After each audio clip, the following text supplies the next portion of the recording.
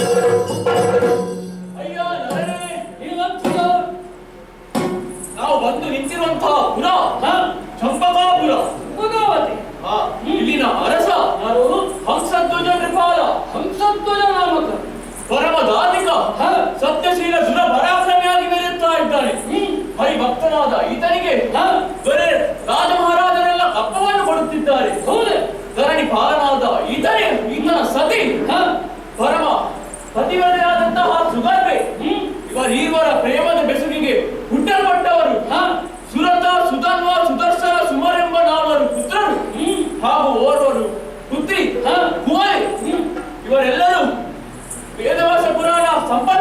ಇದ್ದಾರೆ, ಧನುರ್ವಿದ್ಯೆಯನ್ನು ಬಲ್ಲವರಾಗಿದ್ದಾರೆ. ಹಾಗಾಗಿ ಈ ಪುರದಲ್ಲಿ ನಾವು ಜಾಗರೂಕರಾಗಿರಬೇಕು. ದಿನಪರ ಇವರ ಪರಿಚಯವನ್ನು ನೀನು ಮಾಡಿದ್ದೆ. ಪರಾಕ್ರಮಿಗಳು ಮಾತ್ರವಲ್ಲ, ಪರಮ ವೈಷ್ಣವರು ಎನ್ನುವುದನ್ನು ಮಾಡಿದ್ದೆ. ಹಾಗಿದ್ರೆ ಸಾಮಾನ್ಯ ಮುಂದಿನ ಇವರನ್ನು ಎದುರಿಸುವುದಕ್ಕೆ ಸಾಧ್ಯವಿಲ್ಲ. ಇವರನ್ನು ಎದುರಿಸುವರೆ ನಿಮ್ಮ ಮನದ ಇಂಗಿತವಾದ ಅಭಿಪ್ರಾಯ ಎನ್ನುವುದನ್ನು ತಿಳಿಯುವಂತಹ ನಡೆದುಕೊಂಡು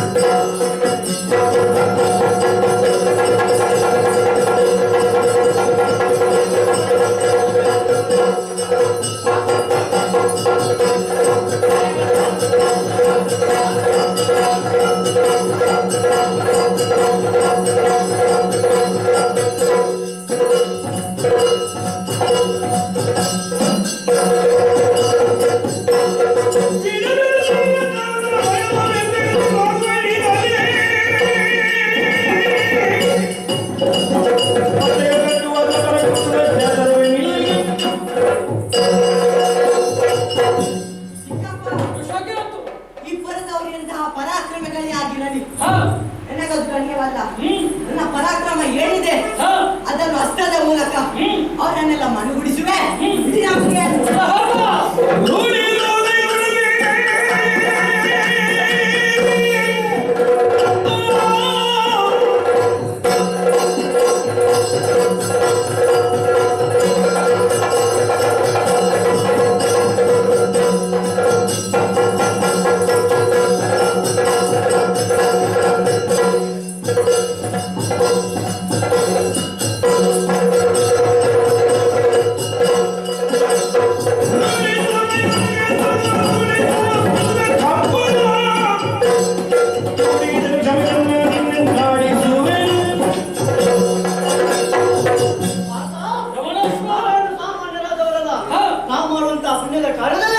ಅವರು ಎದುರಾದರೆ ನಾನು ದೇವರನ್ನು ತಂದುಕೊಳ್ತೇನೆ, ಕೊಡುವಪ್ಪಣೆ. ಬಹಳ ಸಂತೋಷವಾಯಿತು, ಬಹಳ ಸಂತೋಷವಾಯಿತು. ನಿಮ್ಮೆಲ್ಲರ ವೀರವಾದಿಗಳನ್ನು ಕೇಳುವಾಗ ಮನಸ್ಸಿಗೆ ಬಹಳ ಮುದವಾಗುತ್ತಾ ಉಂಟು. ನಿಮ್ಮ ಶೌರ್ಯದಲ್ಲಿ, ನಿಮ್ಮ ಸಾಮರ್ಥ್ಯದಲ್ಲಿ ಸಂದೇಹ ಮನಸ್ಕನಾಗಿ ನಿಮ್ಮಲ್ಲಿ ನಾನು ಪ್ರಶ್ನೆ ಮಾಡಿದ್ದಲ್ಲ ಅಲ್ವೇ ಅಲ್ಲ. ಆದರೂ ಕೂಡ ಎಲ್ಲರಂತೆಲ್ಲ ಈ ಊರಿಗೆ ಬರು ಕೇವಲ ಪರಾಕ್ರಮಿಗಳು ಮಾತ್ರವಲ್ಲ, ಧಾರ್ಮಿಕರು ಇದ್ದಾರೆ. ಆ ಕಾರಣದಿಂದಲೇ ನಾವು ಇಡುವಂತಹ ಹೆಜ್ಜೆಯಲ್ಲೂ ಆದಷ್ಟು ಜಾಗರೂಕರಾಗಿ ಇರಬೇಕು. ಹಾಗಾಗಿ ನಿಮ್ಮ ಪರಾಕ್ರಮ ಉಂಟುಂತಾದ್ರೆ ಎದುರಿಸುವುದಕ್ಕೆ ನಾವು ಎಂತವರನ್ನು ಎದುರಿಸಿದೆವು ಎಂಬಂತಹ ಧೈರ್ಯ ನಮಗೆ ಬರ್ತಾ ಉಂಟು. ಹಾಗಾಗಿ ತಡ ಮಾಡುತ್ತಲ್ಲ, ಅಶ್ವವನ್ನು ಮುಂದೆ ಬಿಟ್ಟುಕೊಂಡು ಮುಂದೆ ಏನಾಗುತ್ತದೆ ಎನ್ನುವಂತಹ ನಿರೀಕ್ಷೆಯಲ್ಲಿರೋಣ. ನಿರೀಕ್ಷೆ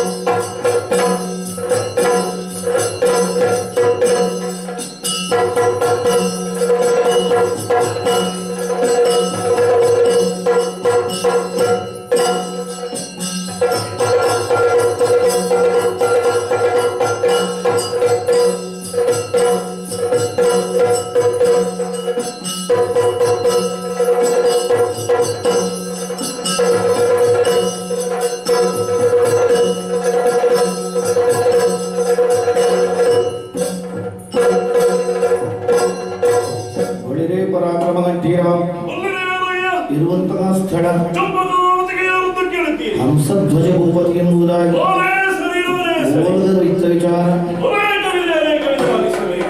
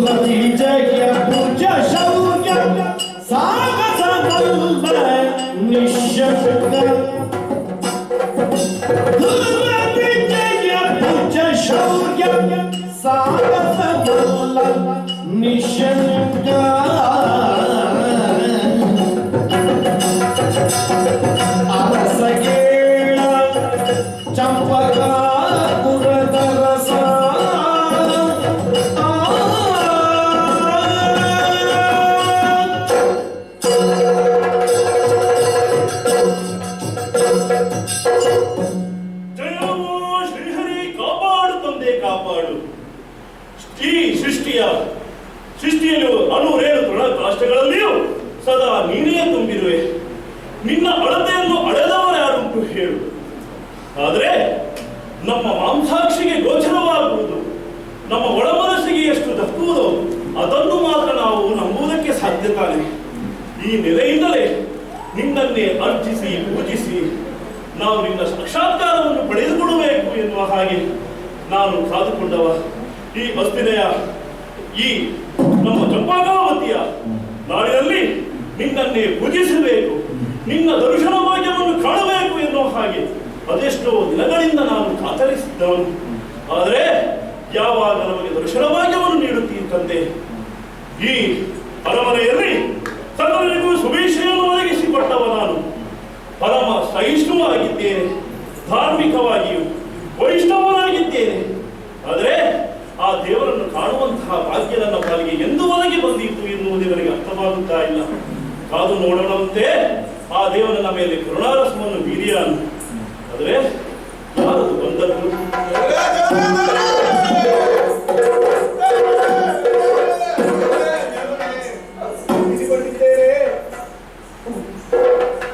ದೇವರ ಪಾದ ಸೇರಿದವರಿಗೆ ನನ್ನ ನಮೋ ನಮಃ. ಯಾವ ದೇವರ ಪಾದ ಸೇರಿ? ಇಲ್ಲಿ ಕೂತಿದ್ದೇನೆ, ಕಾಣುವುದಿಲ್ಲ ನಿನಗೆ? ಮತ್ತೆ ದೇವರ ಪಾದ ಸೇರಿ ಈಗ ನಮಗೆ ದೇವರು ಯಾರು? ಯಾವ ದೇವರು? ನೀವಲ್ವೇ? ನಿನಗೆ ನಾನು ದೇವರು? ಹೌದು. ಸರಿ, ಈಗ ಪಾದ ಸೇರಿದ್ದು ಯಾರು? ನಾನಲ್ಲಿ. ನೀನು ನಾನು ಎನ್ನುವುದನ್ನು ಬಿಟ್ಟಿದ್ದೀನಿ. ಅದು ವಿಷಯ ಹೀಗೆ ದೇವರೇ. ಹೇಗೆ? ನಡೆದಂತಹ ಘಟನೆ, ಘಟಿಸಿದಂತಹ ಘಟನೆ, ನೋಡಿದಂತಹ ಕಾಳುಗಳು ಎಲ್ಲವನ್ನು ನೋಡಿ ಭಯಭೀತನಾಗಿ ಅದು ನಾನು ಮಧ್ಯದಲ್ಲಿ ಬಿಟ್ಟದ್ದು ಮರೆತೇ ಹೋಯಿತು. ಗೊತ್ತಾಗಲಿಲ್ಲ. ದೇವರ ಪಾದ ಸೇರಿದ ನಾನು ನಿಮಗೆ ನಮೋ ನಮಃವನ್ನು ಸಲ್ಲಿಸ್ತಾ ಇದ್ದೇನೆ, ಆಲಿಸಬೇಕು. ನಮೋ. ನೀನು ಯಾರ ಗೊತ್ತಾಗಲಿಲ್ಲ. ಓಹೋ, ಚಾರಕ ನೀನು? ಹೌದು. ಹೌದೇನೋ? ನಿಮಗೆ ಒಂದು ಕೆಲಸದಲ್ಲಿ ನಿಷ್ಠೆ ಅನ್ನೋದು ಇಲ್ವಾ? ಅಲ್ಲಿ ದ್ವಾರದಲ್ಲಿ ಇರಬೇಕು ಅಂತ ನಿನ್ನನ್ನು ಕಳಿಸಿಕೊಟ್ಟವ. ನೀನು ಅಲ್ಲಿ ಇಲ್ಲಿ ಅಡ್ಡಾಡೋದೆಂತಕ್ಕೆ? ನಿಮ್ಮ ನಿಷ್ಠಾವಂತ ಸೇವಕ ನಾನು ಎನ್ನುವಂತಹ ಕಾರಣದಿಂದಾಗಿ ಆ ಉದ್ಯೋಗವನ್ನು ನನಗೆ ನೀವು ಕರೆದುಕೊಟ್ಟದಲ್ವೇ? ನಿನಗೆ ಕೊಟ್ಟದ್ದು. ಪುರದ ಮುಖ್ಯ ದ್ವಾರದಲ್ಲಿ ನೀನೇ ಇರಬೇಕು, ಬಂದವರ ಸಕಲ ವಿಚಾರವನ್ನು ತಿಳಿಸಬೇಕು, ಆಗಾಗ ವಿಷಯವನ್ನು ತಂದು ಬಿತ್ತರಿಸಬೇಕು ಎನ್ನುವ ಹಾಗೆ. ಅದು ಸರಿ. ಹಾಗಂತ ಅಲ್ಲಿಂದ ಈಗ ನಿಮ್ಮ ಮುಂದೆ ಬಂದಿದ್ದೇನಂತ ಆದ್ರೆ ಅಲ್ಲಿ ಏನೋ ಘಟನೆ ನಡೆದಿದೆ ಅಂತ ಅರ್ಥ ಅಲ್ವೇಜಿಯ? ಅಲ್ಲೇನೋ ಘಟನೆ ನಡೆದಿದೆಯಾ? ಹೌದು. ಏನಾದರೂ ಹೇಳು.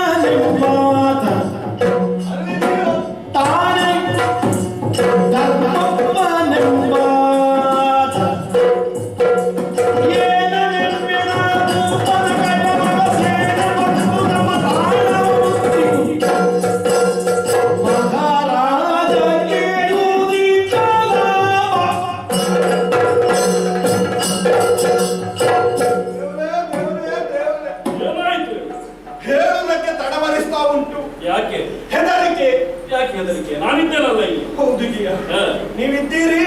ನಿಮ್ಮ ಭರವಸೆಯಿಂದಲೇ ನಾವೆಲ್ಲ ಓಡಿಕೊಂಡು ಬಂದದ್ದು. ಹೌದಾ? ಕಾರಣ ಉಂಟು. ಹ. ನಿಷ್ಠೆಯಿಂದಲೇ ಸೇವೆಯನ್ನು ಮಾಡ್ತಾ ಇದ್ದದ್ದು. ಅಷ್ಟೊತ್ತಾಗುವಾಗ ಪುರದ ಹೊರಗಿನಿಂದ ಸಿಂಧೂರಾಜದ ಕಡೆಯಿಂದ ಈ ಕಡೆ ಏನೋ ಗದ್ದಲಗಳು ಕೇಳಿ ಬಂತಾವು. ಕೇಳಿರಬಹುದು ಗದ್ದಲ ಎನ್ನುವ ಹಾಗೆ ಹೀಗೆ ಹೋಗಿ ನೋಡ್ತೇನೆ. ಅದೇ ಅದೇ ಒಂದರ ಹಿಂದೆ ಒಂದು, ಒಂದರ ಹಿಂದೆ ಒಂದು, ಒಂದರ ಹಿಂದೆ ಒಂದು ಸೇನೆ ಸೇನೆ ನಮ್ಮ ಪುರದತ್ತ ಧಾವಿಸಿ ಬರ್ತಾ ಉಂಟು. ನಮ್ಮ ಪುರದತ್ತ? ಹೌದು ಜೀಯ. ಸೇನೆ ನೋಡ್ತಾ ಇದ್ದೇನೆ. ಕಾಲಾಳುಗಳು ನಡೆದುಕೊಂಡು ಬರಬೇಕು. ಅದು ನಡೆದುಕೊಂಡೇ ಬರಬೇಕು ಕಾಲಾಳುಗಳು. ಹೌದು. ಆಮೇಲೆ ಅಶ್ವವನ್ನು ಏರಿದಂತಹ ಸೇನೆ. ಅಶ್ವ ಮಾತ್ರ ಅಲ್ಲ, ಮತ್ತೆ ಇದು ಒಂದು ತುರಗ, ಮತ್ತೆ ಇದು ಬೆನ್ನಿಗೆ ಈಗ ತುರಾಗ ಮತ್ತು ಅಶ್ವ ಒಂದೇ ಅಲ್ಲ? ಒಂದೇ. ಅದು ಹಲವಿತ್ತಲ್ಲ, ಗಜ, ಆ ಗಜ ಸೇನೆ ಎಲ್ಲವೂ ಬಂದು ಪುರದ ಹೊರಬಾಗಿಲಲ್ಲಿ ಬಂದು ನಿಂತಿದೆ. ಏನು ವಿಶೇಷ ಎನ್ನುವ ಹಾಗೆ ಹೀಗೆ ನೋಡ್ತೇನೆ. ಕೇವಲ ಸೇನೆ ಬಂದದ್ದಲ್ಲ, ಮುಂದೆ ನೋಡ್ತೇನೆ ಒಂದು ವಿಶೇಷವಾದಂತಹ ಕುದುರೆ ಕೂಡ ಇತ್ತು. ವಿಶೇಷವಾದಂತಹ? ಹೌದು. ಏನದರ ವಿಶೇಷ? ಯಾವಾಗ ಬೇರೆ ಕುದುರೆ ಹಾಗಲ್ಲ ಇದು. ಮತ್ತೆ 4 ಕಾಲುಂಟು, 2 ಕಿವಿ ಉಂಟು, 1 ಬಾಲ ಉಂಟು. ನೀನು ಬೇರೆ ಕುದುರೆ ನೋಡಿದ್ಯಾ ನೀನು? ಅಲ್ಲ, ಆ ಕುದುರೆ ಅಲ್ಲ, ಇದು ವರ್ಣನೆ ಮಾಡಿದ್ದಲ್ಲ, ಅದು ಇದ್ದು ಮೈಯಲ್ಲೆಲ್ಲ ಆಭರಣ. ಎಲ್ಲ ಕುದುರೆಗಳಿಗೆ ಅಷ್ಟೇ ಅಲ್ಲ ಇರುವುದು? ಅಷ್ಟೇ. ಆದ್ರೆ ಇದರಲ್ಲಿ ವಿಶೇಷವಾದಂತಹ ಅಲಂಕಾರವನ್ನು ಹೌದು, ವಿಶೇಷ ಅಲಂಕಾರ ಮಾಡಿದ್ದು ವಿಶೇಷ ಮಾತ್ರ ಅಲ್ಲ, ಪುರದ ದ್ವಾರದಲ್ಲಿರುವವನಾಗಿ ಬಂದವರನ್ನು ವಿಚಾರಿಸಬೇಕಾದದ್ದು ಕರ್ತವ್ಯ ಅಲ್ವೇ? ವಿಚಾರಿಸಿದೆಯಾ? ಹೋದೆ, ಬಂದವರಲ್ಲಿ ಕೇಳಿದೆ, ಯಾರು ಎಲ್ಲಿಂದ ಬಂದದ್ದು, ಬರುವರೆ ಕಾರಣ ಏನು ಎನ್ನುವ ಹಾಗೆ ವಿಷಯಕ್ಕೆ ಕೇಳಿದ್ದಕ್ಕೆ ಉತ್ತರವನ್ನು ಸ್ಪಷ್ಟವಾಗಿ ಕೊಟ್ಟಿದ್ದಾರೆ. ಇದು ಪ್ರಸ್ತುತ ಮೆರೆಯುವಂತಹ ಪುರ ಅಸ್ತಿನಸ್ತಿಪುರ, ಅಸ್ತಿನಸ್ತಿಪುರ, ಹಸ್ತಿನಾವತಿಪುರ. ಹೌದು, ಹಸ್ತಿನಾವತಿಪುರದಿಂದ ಇಲ್ಲಿಗೆ ಬಂದಂತಹ ಮಹಾ ಸೈನ್ಯವದು. ಯಾರು ಯಾರು ಹಸ್ತಿನಾವತಿಪುರದಲ್ಲಿ ಯಾರು? ಧರ್ಮರಾಯನ ಸೇನೆ ಅಂತೆ. ಹಾಗಿದ್ರೆ ಸೇನೆಗೊಬ್ಬ ಮುಖ್ಯಸ್ಥ ಬೇಡವೇ? ಸೇನೆಯನ್ನು ನಡೆಸಿಕೊಂಡು ಬಂದವನು ಯಾರು? ಸೇನೆ ಎಷ್ಟಿದ್ರು ಕೂಡ ಮುಖ್ಯಸ್ಥ ಯಾರು ಎನ್ನುವುದು ಪ್ರಶ್ನೆ ಬಂದನು. ಧರ್ಮರಾಯನೇ ಬಂದಿರಬೇಕು ಪ್ರಾಯಶಃ ಎನ್ನುವ ಹಾಗೆ ಕೇಳಿದೆ. ಧರ್ಮರಾಯನೇ ಬಂದಿದ್ದಾನೋ? ಇಲ್ಲ, ಧರ್ಮರಾಯ ಬರಲಿಲ್ಲ. ಧರ್ಮರಾಯ ಮತ್ತೆ ಭೀಮನ ತಮ್ಮನಂತೆ, ಮತ್ತೆ ಸಕಲ ಕುಲ ದೇವರಿಗೆ ಅಣ್ಣನರು. ಸಕಲ ಕುಲ ದೇವರು, ಸಕಲ ಸಹದೇವರು, ನಕುಲ ಸಹದೇವರಿಗೆ ಅಣ್ಣನಂತೆ. ಭಾರತ ಬಂದವ, ಮಧ್ಯಮ ಪಾಂಡವ ಭಾರತ ಬಂದಿದ್ದ. ಸಾಮಾನ್ಯದವನಲ್ಲಂತೆ. ಅನೇಕ ಶಕ್ತಿಯನ್ನು ಸಂಪಾದನೆ ಮಾಡಿದ್ದಾನಂತೆ. ಶಿವನನ್ನೇ ಮೆಚ್ಚಿಸಿ ಶಾಪ ಪ್ರಸಾದ, ಶಿವನನ್ನು ಮೆಚ್ಚಿಸಿ ಪಾಶುಪತಾಸ್ತ್ರ ಪ್ರಾಪ್ತಿಸಿಕೊಂಡಿದ್ದ. ಹೌದು, ಅವನು ಬಂದವನಿದ್ದಾನೆ. ಏನು ಎನ್ನುವ ಹಾಗೆ ಮುಂದುವರಿತಾ ಬರುವಾಗ, ಹಾಗೆ ಮುಂದುವರಿಬೇಡಿ ಎನ್ನುವ ಹಾಗೆ ನನಗೆ ಸಿಟ್ಟು ಬಂದು ಎತ್ತಿದ ಕೈಯಲ್ಲಿ 24 ಬಾರಿಸಬೇಕು ಅಂತ ಕೈ ಎತ್ತಿತ್ತು ಎಂದು ಗೊತ್ತುಂಟು ಜೀವ. ಎತ್ತಿದಂತ ಕೈಯನ್ನು ಒಬ್ಬ ಒಂದು ಹಿಂದಿಂದ ಹಿಡಿದೇ ಬಿಟ್ಟ, ಇನ್ನೊಬ್ಬ ಮತ್ತೊಂದು ಕೈಯನ್ನು ಹಿಡಿದೇ ಬಿಟ್ಟು. ಇದು ಹೊಡೆಯಲಿಲ್ಲ, ನಾನು ಒಬ್ಬೆ ಹೊಡೆದದ್ದು ಮಾತ್ರ. ಬಂದವರು ಬಾರಿಸಿದ್ರು.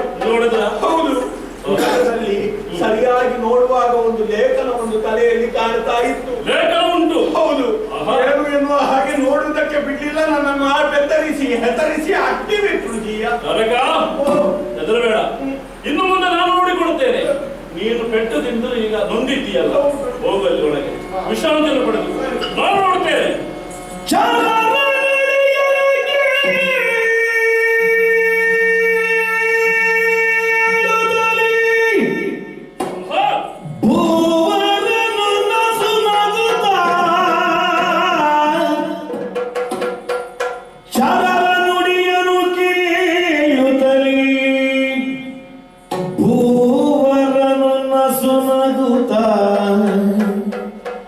ಅಭಯ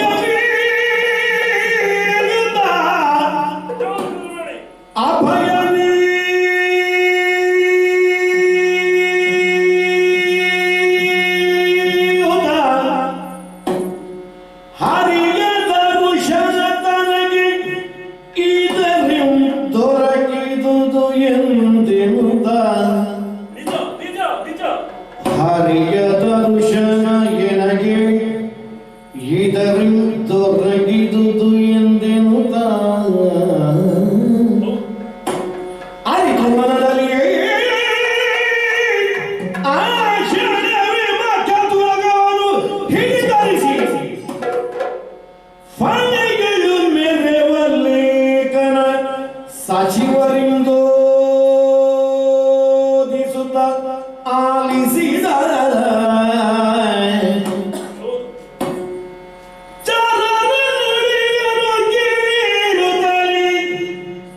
ಭೂವನನು ನಸುನಗುತ್ತ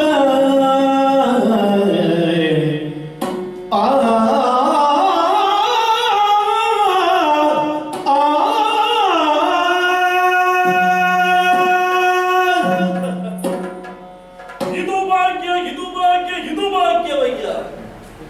ಚಾರ ನುಡಿಯನ್ನು ಕೇಳಿದ ಕ್ಷಣ ಕೋಪೋದ್ರಿಕ್ತನಾಗಿ ಈ ಕೂಡಲೇ ಕಾಲಾಳುಗಳನ್ನು ನಮ್ಮ ಸೈನ್ಯವನ್ನು ಕಳಿಸಿಕೊಡಬೇಕಾಗಿತ್ತು. ಆದರೆ ನಾನಾಕೆ ನಸುನುಗುತ್ತಾ ಇದ್ದೇನೆ. ಹೌದು, ನನ್ನ ಅಂತರ್ಯದಲ್ಲಿ ಹುದುಗಿರುವಂತಹ ಒಂದು ವಿಚಾರ ಈ ಕಾಲಕ್ಕೆ ಆ ದೈವಾನುಗ್ರಹದಿಂದ ಸಾಫಲ್ಯವನ್ನು ಕಾಣುವುದಕ್ಕುಂಟು ಎನ್ನುವುದೇ ಸ್ಪಷ್ಟ ಅಲ್ಲವೇ? ಏನಂತೆ ಕೇಳಿದ್ದೇನೆ. ಹಸ್ತಿನೆಯ ಕುದುರೆ ಇಲ್ಲಿ ಬಂದಿದೆ. ಹಾಗಾದರೆ ಎಲ್ಲಿಯ ಹಸ್ತಿನಾವತಿ, ಎಲ್ಲಿಯ ಚಂಪಕಾವತಿ, ಇದಕ್ಕಿರುವ ನಂಟಾದರೂ ಏನು? ಇದಕ್ಕೆಲ್ಲ ಕೃಷ್ಣ ಪ್ರೇರಣೆಯೇ ಕಾರಣವಲ್ಲವೇ? ಹೌದು, ನಮ್ಮಂತವರಿಗೆ ದರ್ಶನ ಭಾಗ್ಯವನ್ನು ನೀಡುವುದಕ್ಕಾಗಿ ಕೃಷ್ಣನೇ ಇಂತಹ ಚಿತ್ರವನ್ನು ಹೂಡಿರಬೇಕು ಎನ್ನುವ ಹಾಗೆ ನನ್ನ ಮನಸ್ಸು ಎಚ್ಚರಿಸುತ್ತಾ ಇದೆ. ಇದೇ ಸತ್ಯವೂ ಹೌದು. ಆದ್ದರಿಂದಲೇ ಇದಕ್ಕೆ ತಕ್ಕದಾದಂತಹ ಉತ್ತರವನ್ನು ನೀಡಬೇಕು. ಎಲ್ಲಿದ್ದಾರೆ ಮಂತ್ರಿಗಳು? ಮಂತ್ರಿಗಳೇ, ಬನ್ನಿ.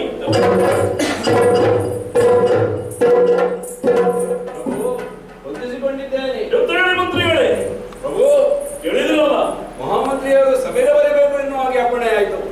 ಹಾಗಾಗಿ ಸಭೆಗೆ ಬಂದು ಸೇರಿಕೊಂಡಿದ್ದೇನೆ. ಕಲಿಸಿದ ಕಾರಣ ಏನೆಂದು ಅರ್ಥವಾಗಲಿಲ್ಲ. ಮಂತ್ರಿಗಳೇ, ಕಾರಣ ಬಹಳವಾಗಿದೆ. ಕೇಳಿದ್ರಲ್ಲ ಚಾರಣಾಡಿದ ನುಡಿಯನ್ನು. ಉಪವನದಲ್ಲಿ ಒಂದು ತುರಗ ಬಂದಿದೆ ಅಂತೆ, ಶಿಂಗರಿಸಿದ ತುರಗ. ಓಹೋ, ಹಣೆಯಲ್ಲಿ ಏನೋ ಒಂದು ಲೇಖನಿಯನ್ನು ಬರೆದಿದ್ದಾರಂತೆ. ಅದೇನೆಂಬುದು ನಮಗೆ ಅರ್ಥವಾಗಬೇಕು. ಈ ಕೂಡಲೇ ತೆರಳಿ ಆ ಹಣೆಯಲ್ಲಿರುವಂತಹ ಲೇಖನ ಏನೆಂದು ತಂದು ಸಭೆಗೆ ಎಲ್ಲರಿಗೂ ವಾಚಿಸಿ. ಹಾಗೆಯೇ ಆಗಲಿ.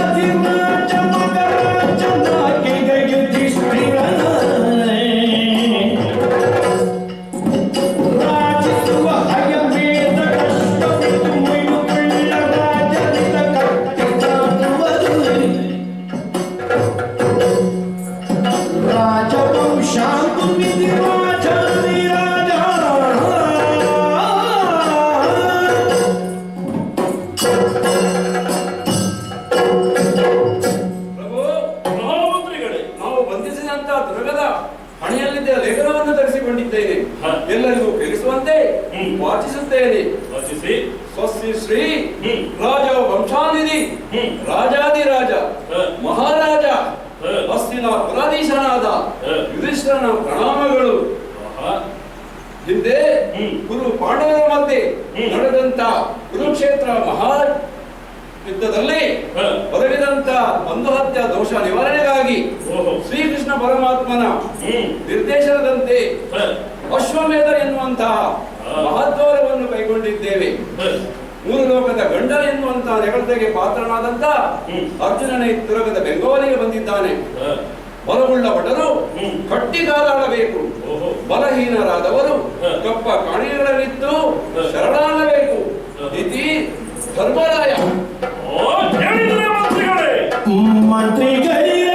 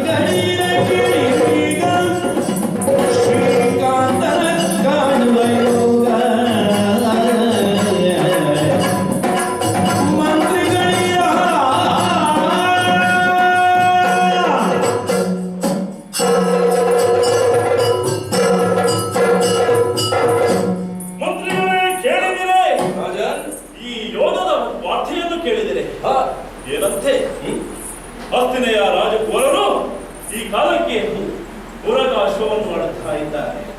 ತುರಗಾಶ್ವದ ವಿಶೇಷತೆ ಏನು? ಈ ಮೊದಲು ಶ್ರೀಕೃಷ್ಣ ಪರಮಾತ್ಮನೇ ಕುರು ಪಾಂಡವರಲ್ಲಿ ಯುದ್ಧದ ಮುಖೇನ ಸಮಸ್ತರಿಗೂ ದರ್ಶನ ಭಾಗ್ಯವನ್ನು ಕೊಟ್ಟ, ಕೆಲವೊಂದು ಕಡೆಯನ್ನು ಕಿತ್ತೋಸೆಲ್ಲ. ಆದರೆ ದಕ್ಷಿಣದಲ್ಲಿರುವಂತಹ ನಮಗೆ ಈ ಭಾಗ್ಯ ಒದಗಿ ಬರಲಿಲ್ಲ. ಅವರ ಜೊತೆ ಸೇರುವುದಕ್ಕೆ ಈ ಭಾಗ್ಯದಿಂದ ವಂಚಿತರಾದಂತಹ ನಮಗೆ ವಿಶೇಷವಾದಂತಹ ಭಾಗ್ಯವನ್ನು ನೀಡುವುದಕ್ಕಾಗಿ ಈ ಕಾಲಕ್ಕೆ ತುರಗವು ನಮ್ಮತ್ತವೇ ಬರಬೇಕು ಎನ್ನುವ ಹಾಗೆ ಕೃಷ್ಣ ಸಂಕಲ್ಪವೇ ಆಗಿದೆ. ಈ ಮೂಲಕ ಕೃಷ್ಣನನ್ನು ಕಾಣುವಂತಹ ಯೋಗ ಭಾಗ್ಯ ತಮ್ಮ ಚಂಪಕಾವತಿಪುರದ ಸಮಸ್ತರಿಗೂ ಲಭ್ಯವಾಗುತ್ತದೆ ಎನ್ನುವುದೇ ಸಂತೋಷವೇ. ಹಾಗಾದರೆ ನಾವೇನು ಮಾಡಬೇಕು ಎನ್ನುವುದು ಮುಖ್ಯ. ಇದರ ಬೆಂಗಾವಲಿಗೆ ಬಂದವನು ಮಧ್ಯಮ ಪಾಂಡವ ಅರ್ಜುನನಲ್ಲಿ ಕಾಡಾಗಾಡಿಯಾಗಿ ಹೋರಾಟವನ್ನು ನಡೆಸಬೇಕು. ಈ ಮೂಲಕ ಆತನನ್ನು ಸೋಲಿಸಬೇಕು. ಸೋಲಿಸಿದಾಗ ಆ ಪರಮಾತ್ಮ ಕೃಷ್ಣನು ಮಮ ಪ್ರಾಣ ಈ ಪಾಂಡವಾಹ ಎಂದು ಕರೆದವನಲ್ಲವೇ ನಿಜ. ಅರ್ಜುನನಿಗೆ ನೋವಾಯಿತು ಅಂತ ಆದ್ರೆ ಅರೆಗಳಿಗೆ ಆತ ನಿಲ್ಲುವುದಕ್ಕೆ ಸಾಧ್ಯ ಉಂಟೆ. ಆ ಮೂಲಕ ಕೃಷ್ಣನನ್ನು ನಮ್ಮ ಚಂಪಕಾವತಿಗೆ ಬರಮಾಡಿಸಿಕೊಳ್ಳಬೇಕು. ಈ ಮೂಲಕ ಆತನ ಪಾದತಲವನ್ನು ನಾವು ಸೇರಬೇಕು. ಯುದ್ಧಕ್ಕಾಗಿ ಹಣಿಯಾಗೋಣ. ಭಯ ಬೇಡ. ಸತ್ಯ ಉಂಟಾದ್ರೆ ವೀರ ಸ್ವರ್ಗ ಸಿಗುತ್ತದೆ. ಇಲ್ಲವೇ ಬದುಕುಳಿದರೆ ಸಾಹಿತ್ಯವೋ ಏನೋ ಸಾಹಿತ್ಯವು ನಮಗೆ ಒದಗಿ ಬರುತ್ತದೆ. ಇದೇ ಸಂತೋಷವಲ್ವೇ? ಆದ್ದರಿಂದ ಈ ಕೂಡಲೇ ಚಾರರನ್ನು ಬರ ಹೇಳಿ, ಈ ಕೂಡಲೇ ಆ ತುರಗವನ್ನು ಕಟ್ಟಿ, ಆಮೇಲೆ ನಾವು ಕಟ್ಟಿದ ಬಳಿಕ ಅವರಿಗೆ ತಕ್ಕ ಉತ್ತರವನ್ನು ಕೊಡೋಣ. ಇಲ್ಲಿ ಹೇಳ್ತೀರಿ? ಹಾಗೆ ಆಗಲಿ, ಹಾಗೆ ಆಗಲಿ.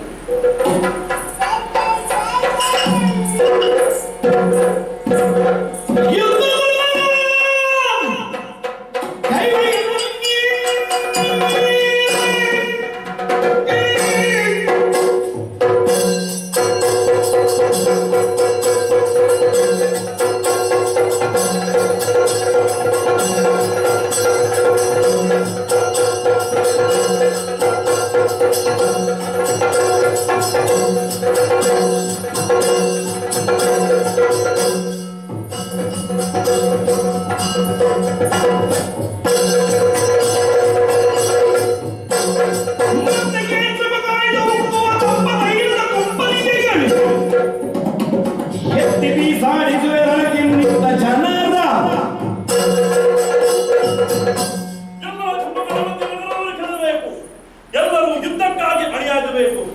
ಸಮಸ್ತರಿಗೂ ಈ ವಾರ್ತೆ ನುಡಿಯಬೇಕು. ಅದಕ್ಕಾಗಿ ತಂಗೂರವನ್ನು ಸಾರಿಸಿ ಯಾರು ಹಿಂದುಳಿಯಕೂಡದು.